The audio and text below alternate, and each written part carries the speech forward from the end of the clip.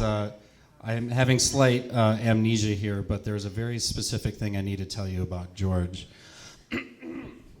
His life has been plagiarized by Hollywood, and you need to know that. There are people that have walked the world amongst mere mortals for centuries going unnoticed. When these few individuals meet, they must fight to the death by decapitation in order to consume the other's immortal powers. After all, in the end, there can be only, that's the plot for like Highlander and stuff. But me personally, I met George, our next presenter, over at Vault of Midnight, and if he had gotten commission on somebody in his 30s spending half his money on comic books, he'd be like the next mayor of Grand Rapids. But otherwise, we've got George, who was in the Navy once and became a pacifist and is going to tell us all about storytelling. George Benson, everybody.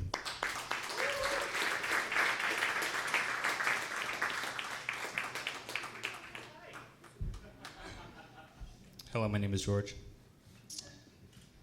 I would just like to point out that every speaker before me has been great, very heart-spoken about what they're talking about, and now I'm going to talk about comic books. You're welcome. A go. So, Golden Age of Comics. Superman, Batman, happened in the 30s through the 50s. This is as American as apple pie and baseball. Favorite pastime. How else are you going to tell great stories with wonderful artwork? After that came the Silver Age of comics. If anybody has been to the movies in the last couple of weeks or turned on a television, you will have seen an Avengers trailer. This is the time period that it came out. Justice League of America. Social issues that are being told to kids through imagery. This lasted until the mid-70s, at which came about the Copper Age. Dark Knight Returns, Frank Miller revamping Daredevil. You've got the Teenage Mutant Ninja Turtles, and more wonderful storytelling with great artwork. But what does this lead to? What does this even mean? Well, that's a great question. And if my slides were fast enough, here we go. So since the dawn of comic books, there have been adaptations from wonderful things. I'm sure some of you are familiar with Joss Whedon or Serenity and Buffy the Vampire Slayer, where those characters live on in comic book form. Absolutely. Yeah. So you can still gain pop culture through these things that were in a different medium. This happened in the 1930s up through the 60s and today. You've got Orson Welles voicing the Shadow for the radio show Batman 66, which is very popular. And this led to the worst thing that's ever happened to any Batman fan or fan of any good thing ever. You'll see. Those are nipples on the bat suit. Actually, Robin's suit. This almost killed everything wonderful in my life. I knew that as a kid. And I needed help as a kid. Like, this was shit. That's me. I'm stuck between a fridge and a wall. I needed help. That year for Christmas, my parents decided to get me some comics. Batman 843, 890 or 493 was the first one I ever read. This is what I suffer from: dyslexia. There are a number of different versions of this. The one I tend to have a problem with is letters disappear or they become mismatched. And my speech and reading teachers decided that comic books was a great way to help me read, because the images progress the narrative. During this time, a bunch of artists left Marvel Comics to form something called Image. This is the first time in comic history that creators had full control and licensing over their characters. They could make a real living off of it and do whatever they want, like the wonderful Rob Liefeld. That was sarcasm, he's okay. But this brings into today. So this is what Image currently sells. I'm sure some of you in here have seen the television show Walking Dead. That came from a comic book.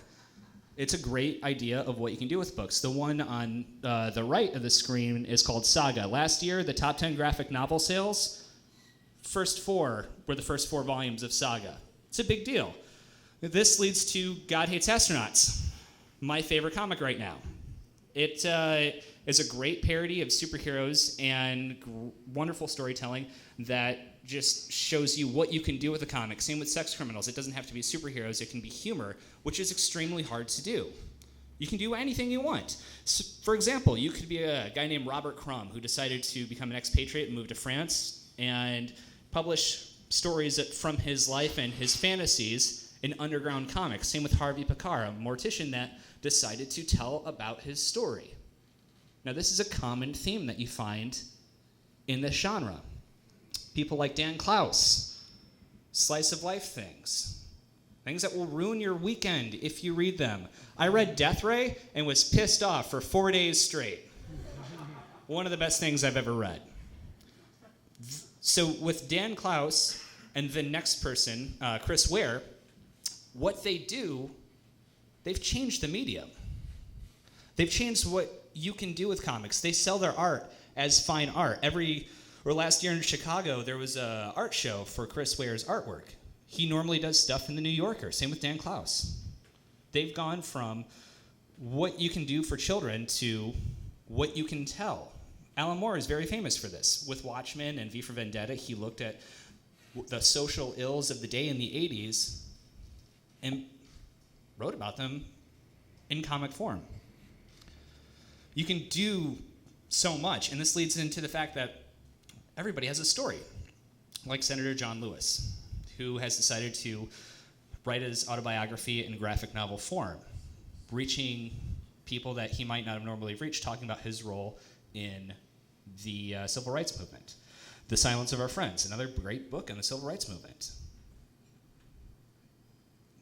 I'm sure some of you have heard of these. Mouse, Art Spiegelman's dad's experience with the Holocaust, using anthropomorphic characters to mask the atrocities that occurred. Persepolis, a young girl's story about living in Iran, won an Academy Award for the animated film. And then you've got books like one of my favorites, Hero Cats. They're heroes and they're cats. But this is a great idea of different type of storytelling that you can do.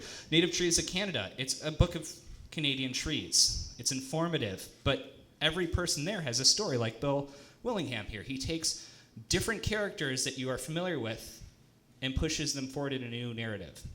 Now, everybody here has a story to tell, or we wouldn't be doing this. So you can take what's already been done and expand on it, or you can do what I'm about to do.